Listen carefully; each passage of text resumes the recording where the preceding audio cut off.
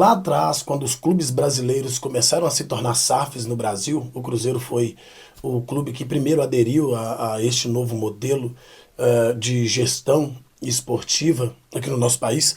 Criou-se a expectativa nos torcedores de que os problemas dos clubes eles iriam desaparecer como um passe de mágica. No primeiro momento, toda aquela badalação ao entorno do Cruzeiro, porque afinal de contas, né, 2020, 2022, final de 2021 ali, o Atlético estava sendo o campeão da Tríplice Coroa e no dia 18 de dezembro o Ronaldo adquiriu os direitos da SAF do Cruzeiro, se tornando o mandatário maior da instituição e o primeiro proprietário de um clube dentro do nosso país. Aí, aquela euforia gigantesca, todo mundo satisfeito, feliz, porque afinal de contas o Cruzeiro estaria saindo de uma situação extremamente caótica, sem volta, sem retorno, e o Ronaldo, um grande nome, uma potência no futebol mundial, como jogador, né, estaria comprando a instituição, e a partir de então as coisas iriam voltar para o seu devido lugar e não haveria mais dificuldade para os clubes do nosso futebol a partir do momento que eles se tornassem SAFs. Mas, no que diz respeito à situação que envolve o Cruzeiro principalmente, o Ronaldo chegou com uma gestão pulso firme em que ele não permitia que nada de contrário acontecesse dentro do clube no que diz respeito à forma que ele entendia que o futebol do clube deveria ser gerido. No primeiro ano, sucesso absoluto, o Cruzeiro volta da segunda para a primeira divisão, com 7 rodadas de antecedências e tal, aquela coisa toda, aquela euforia, né?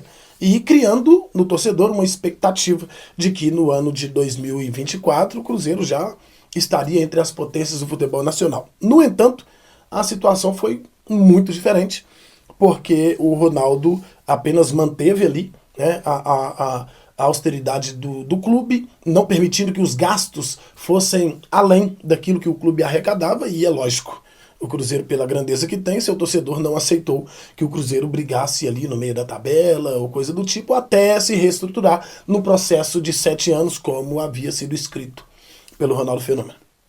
A partir daí vendeu o clube para o Pedrinho veio, comprou um monte de jogadores e tal, e quase que dobrou a dívida do Cruzeiro mais uma vez. E beleza, SAF do Botafogo. John Textor chega, faz grandes aquisições, mas jogadores com um contrato de 3 temporadas, mas no contrato 1 ano para jogar no Botafogo e o outro ano para ir reforçar o seu outro clube na Europa, no caso o Lyon. Botafogo campeão, torcedor do Botafogo eufórico, aquela coisa toda, mas os desmanches subsequentes acabaram também incomodando o torcedor do Botafogo, porque o dono do Atlético, o dono do Botafogo, é dono de mais de uma instituição mundo afora. O Vasco da Gama, com a 777 Partners, veio com um estardalhaço danado, mas os mandatários maior da instituição, envolvimento com tráfico de drogas, inúmeras situações que envolviam de forma negativa à margem da lei a SAF do Vasco da Gama. Pedrinho apareceu, tomou a SAF, acabou o sonho da SAF no Vasco. A SAF do Bahia é uma SAF estabilizada, os donos do Grupo City comprou os direitos da SAF do Bahia e o Bahia tá aí, né? Brigando sempre ali na parte de cima da tabela, não chega para disputar títulos de verdade ainda, mas bem estável. Um técnico há mais de 2 anos, jogadores com boa qualidade técnica, um bom time, o time do Bahia, uma boa SAF. Aí a SAF do América, que ninguém compra. Aí o Fortaleza na tentativa de virar SAF.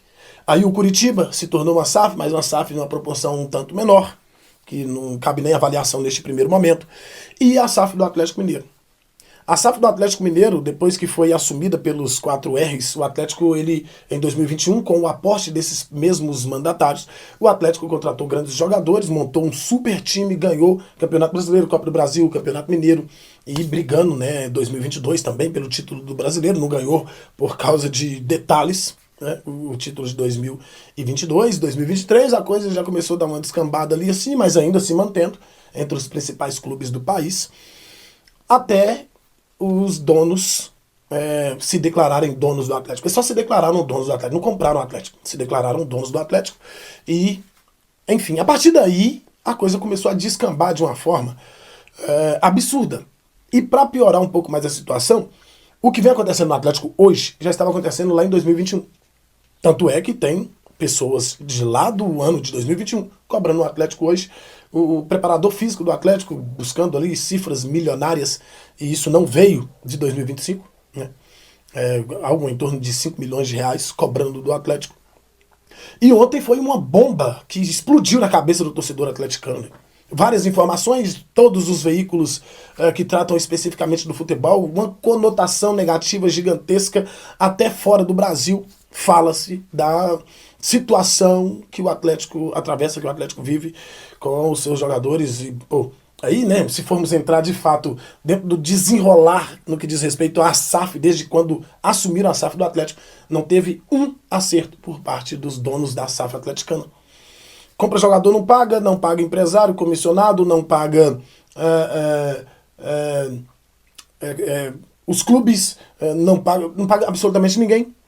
E agora todo mundo levando na justiça, inclusive o Daverson, o Deivinho da Massa, o Deivinho da Massa, levou na justiça também, querendo os seus valores ali, os seus vencimentos, e todos eles atrasados, o do Davidson, inclusive, de 2024, e a coisa descambando do jeito que tá. E ontem a bomba, como eu já disse, explode na cabeça do torcedor atleticano, porque os jogadores pediram até para sair, né? Rompimento unilateral de contrato. Aí depois uma reviravolta e tal, e o Menin vai lá no Twitter e se pronuncia.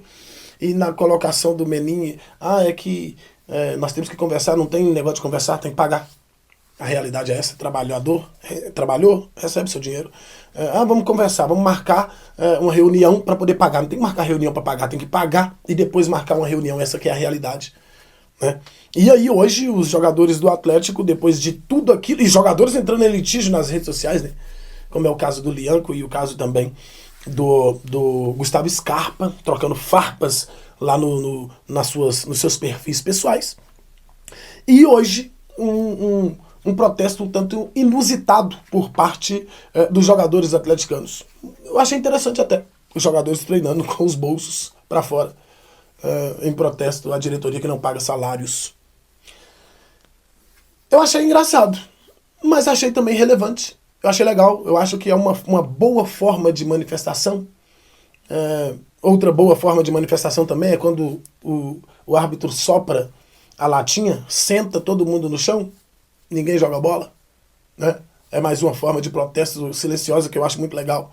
Muito interessante e inteligente por parte dos jogadores do Atlético, mostrando para todo mundo que os bolsos estão vazios. É uma realidade dura. E que aquele torcedor que se iludiu, passou da hora dele deixar a ilusão de lado. Porque futebol é exatamente isso que está acontecendo. Não existe amor por parte do jogador. O jogador é profissional. Ele pode ter um carinho especial e um respeito. Agora, amor a ponto de fingir que nada está acontecendo dentro da instituição, esquece. Quem faz isso é só quem é canalha. Só quem é canalha, que finge que nada está acontecendo. Assim como fazem os mandatários do Atlético. Nós atrasamos 2 dias. Mentira, a gente sabe que é mentira. Todo mundo sabe que é mentira. Os atrasos do Atlético não é de hoje. Já chegou a atrasar 3 meses de salários lá dentro da instituição. E agora esse protesto dos jogadores altamente interessante. Gostei muito de ver a forma que eles se posicionaram diante de uma situação totalmente adversa. E eu não vou dizer que é totalmente adversa à realidade do Atlético, não. É mais uma SAF que foi pro ralo. A SAF do Atlético é mais uma SAF que foi pro ralo. Ou troca de dono, a coisa vai descambar de vez. O sonho do Atlético são atleticanos à frente da instituição e que nada. E que nada. São apenas igualmente aos dirigentes anteriores, que não é a primeira, não é a segunda, não é a quinta, não é a 10ª vez que atrasa salários no Atlético e que principalmente perde jogadores. Dessa vez ainda não perdeu nenhum.